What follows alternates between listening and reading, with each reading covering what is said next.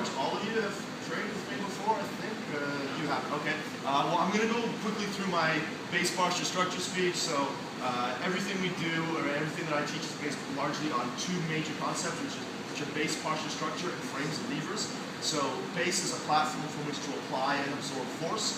Posture is correct spinal alignment, and structure is correct limb alignment. I'll go into greater detail on that kind of as necessary throughout the day. And then frames and levers are kind of the two main things that we're using our limbs and our opponent's limbs for. I can either frame for support against the ground or frame against my opponent. And a lever is just a force multiplier that allows me to control my opponent in ways that I can't directly. So everything we do is based on that. So we're going to work today on kind of some NoGi guard concepts that'll hopefully help, even if you don't end up using like the DelaRiva stuff that we do today. Hopefully the NoGi guard concepts will be kind of helpful. So let me start at which I can just like standing. So generally in the gi, I can play the guard like a seated style of butterfly claw guard, or I can play from my back and have grips. When I play from my back in NoGi, especially this is, we're going to most of you work concerned with standing opponent today, but because I can't make grips, I can't be offensive the way that I can be in the gi. In the gi, once I'm here and I've got my grips, I can break your structure with the sleeve grips, I can break your posture with my collar grips, whereas in NoGi, if I choose to just go on my back, I have zero offensive options, realistic offensive options, because my ability to break your posture is pretty much non-existent. So we're going to kind of solve that problem a little bit with some of the DelaRiva stuff we're going to be doing.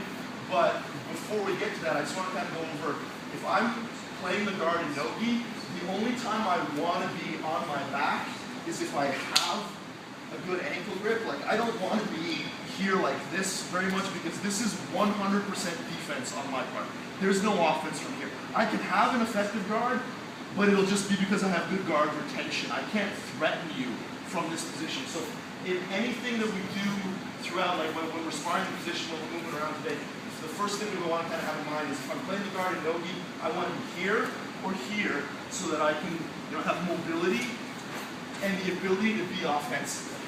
This is where offense is generally going to come from. Is I can break base with movements like this.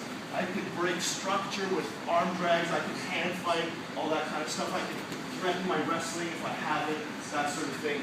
I'll get forced to my back occasionally, but if I do, I immediately want to hook up and start working the DelaRiva guard rather than playing kind of a passive open guard like this. So because of the whole base posture structure formula, if I'm here like this, I can't affect any one of those things unless I have connection with him.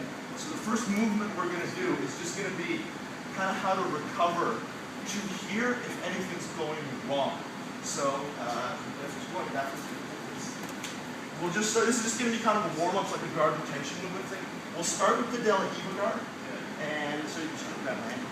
So what I'm going to do is I'm going to break the ankle grip, push down on the knee, and disengage from the DelaRiva guard. This is where you're in the moment of greatest danger, because you have no grips on me. I can immediately start passing.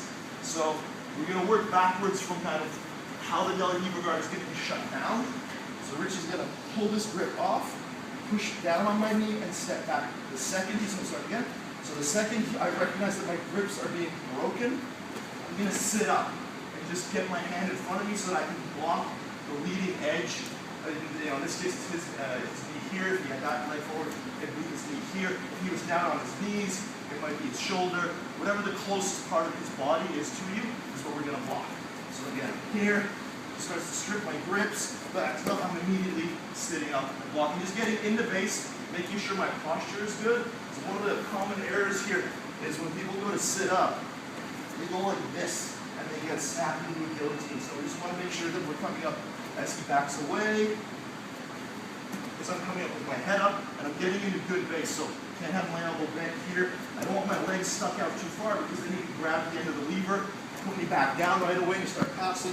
So I want to come into base like this. My left foot, or if I'm going on my right side, I do my right foot, just tuck it close to my butt, my hand is behind me. We're just getting into the position where we'll be able to do a technical stand-up, or continue to play our butterfly guard from here.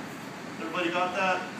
Pretty simple, right? Just going to strip the grips. The partner's going to back away. You're going to follow him up into this position. And we're just going to use that to warm up.